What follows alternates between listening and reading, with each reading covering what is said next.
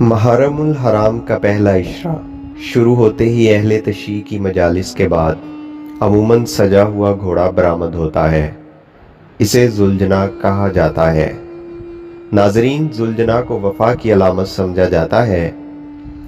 امام علی مقام امام حسین علیہ السلام کے اس مشہور گھوڑے کا نام ذوالجناح ہے جو میدان کربلا میں آپ علیہ السلام کے ساتھ تھا اور جس پر سوار ہو کر امام علی مقام امام حسین علیہ السلام میدان کربلا میں دشمنوں کا مقابلہ کرتے ہوئے شہید ہوئے تھے۔ ناظرین، ذوالجناح گھوڑا کہاں سے آیا؟ اس حوالے سے تاریخ کی کتابوں میں کئی مختلف روایات موجود ہیں۔ مشہور ہے کہ اسے حضور نبی کریم رؤوف الرحیم صلی اللہ علیہ وآلہ وسلم نے اپنے وصال سے کچھ عرصہ پہلے حارث نامی ایک عرب سے خریدا۔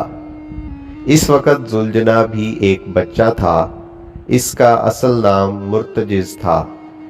اس وقت حضرت حسین ابن علی علیہ السلام بھی بچے تھے اور ذوالجناح کو بہت پسند کرتے تھے، جبکہ ایک روایت کے مطابق یہ گھوڑا جس کا نام مرتجز تھا سرکار دو عالم صلی اللہ علیہ وآلہ وسلم کو جنگ میں مال غنیمت کے طور پر ملا تھا، جسے آپ صلی اللہ علیہ وآلہ وسلم نے اپنے پیارے نواسے امام علی مقام امام حسین ابن علی علیہ السلام کو تحفے میں دیا تھا، اور آپ نے ہی اس کا نام ذوالجناح یعنی دو پروں والا رکھا تھا۔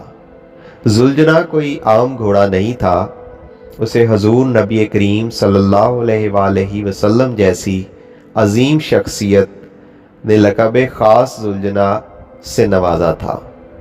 مورخین کے نزدیک اس کا اصلی نام مرتجز تھا، لیکن اس کی غیر معمولی جسامت اور خد و خال کی وجہ سے رسول اکرم صلی اللہ علیہ وآلہ وسلم نے اس کو ذوالجناح کا لقب دیا۔ بعض مورخین کے نزدیک ذوالجناح اور مرتجز دو الگ الگ گھوڑے تھے، لیکن یہ بات بعض مورخین کے نزدیک بعید از قیاس ہے۔ ناظرین، جسمانی ساخت کے لحاظ سے ذوالجناح دوسرے جانوروں سے مختلف تھا۔ اس کی پیشانی پر ایک خوشنما اور چمکدار ابھار تھا۔ حضرت سلیمان علیہ السلام کے پاس ایسے گھوڑے پائے جاتے تھے جن کے ماتھے پر ایک چمکدار ابھار یا سینگ ہوا کرتا تھا، اور ان کے پر ہوتے تھے جو طاقت پرواز بھی رکھتے تھے۔ بعض روایات کے مطابق وہ گھوڑے جنات تھے جو حضرت سلیمان علیہ السلام کے بعد ناپید ہو گئے۔ ایک روایت کے مطابق ذوالجناح کا شجرہ حضرت اسماعیل علیہ السلام کے گھوڑے سے جا کر ملتا ہے۔ دوسری روایت یہ ہے کہ حضرت ابراہیم علیہ السلام جس گھوڑے پر فلسطین سے مکہ آیا کرتے تھے، اس گھوڑے کی نسل سے یہ گھوڑا ذوالجناح تھا۔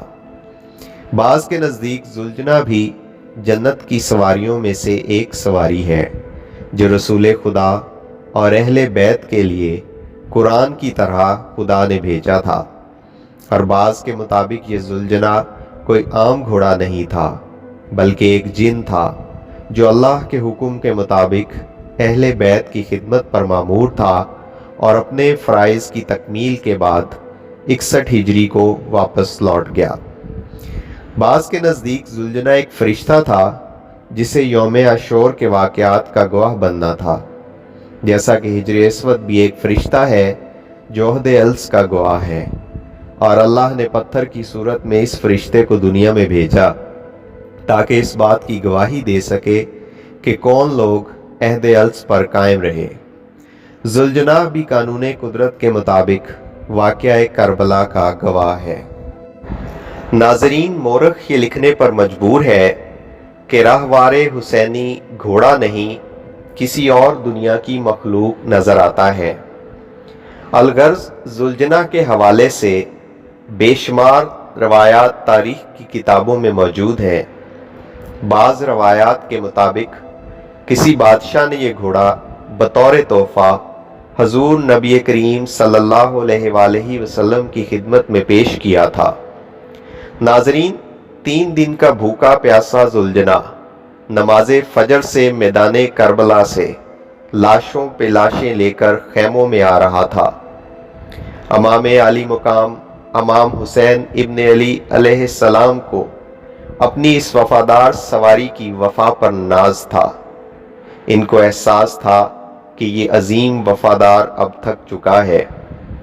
रुखसत आखिर के लिए जब इमाम खैमे में आए और सबको सलाम आखिर करके जब मैदान मक्तल के लिए जुलजना को एड़ लगाई तो घोड़ा आगे नहीं बढ़ा।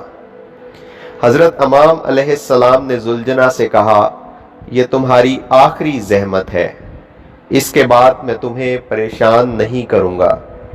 फिर क्या था, जुलजना ने इमाम को इशारा किया। क्या देखते हैं कि घोड़े के सीमों से मासूम बीबी सकीना लिपटी हुई है और इससे इल्तिजा कर रही है कि तुम मेरे बाबा को मैदान जंग में न लेकर जाओ। अभी तक जो भी मैदान जंग में गया वापस नहीं लौटा। इमाम अलैहिस्सलाम ने बीबी सकीना को बहलाकर मैदान की तरफ सफर शुरू किया। इमाम ने बहादुरी से जंग की, गोया मौला अली अलैहिस्सलाम मैदान करबला में जंग कर रहे हों। बिलाकर नदाए कुदरत हुई और इमाम आली मकाम इमाम हुसैन इब्न अली अलैहिस्सलाम शहीद हो गए। इमाम हुसैन अलैहिस्सलाम की शहादत के बाद आप अलैहिस्सलाम का ये घोड़ा जुलजना बुलंद आवाज में हिनहनाते हुए खैमागाह की तरफ आया। जुलजना की आवाज सुनकर अहले हरम खैमों से बाहर आ गए और समझ गए कि इमाम शहीद हो गए हैं।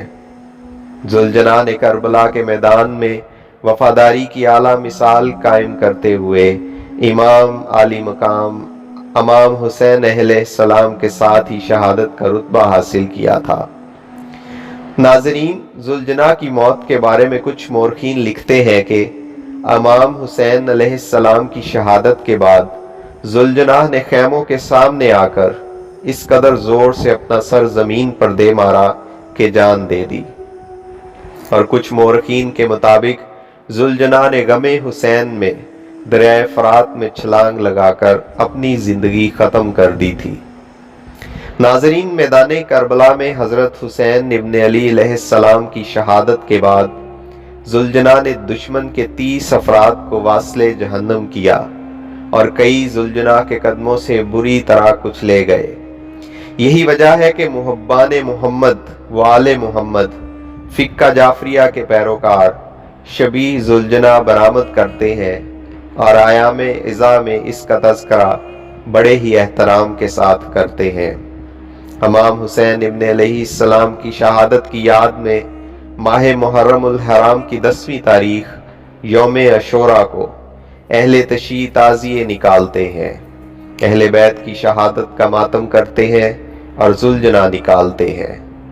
जुलजना सजा हुआ खूबसूरत घोड़ा होता है जिसके जिस्म पर जगह जगह तीर बांध दिए जाते हैं और उसे इमाम हुसैन अलैहिस्सलाम की सवारी का मजहर करार दिया जाता है। नाजरीन, अहले सुन्नत का अकीदा मुख्तलिफ है। अहले सुन्नत जुलजना की शबी निकालना और ताजिया बनाना और मातम करना दुरुस्त नहीं समझते। रवायत है कि हजरत सुलेमान अलैहिस्सलाम की सवारी का एक घोड़ा भी जुलजना के नाम से मासूम था। मज़ीद दिलचस्प और मालूमाती वीडियोस के लिए हमारे चैनल को सब्सक्राइब ज़रूर करें।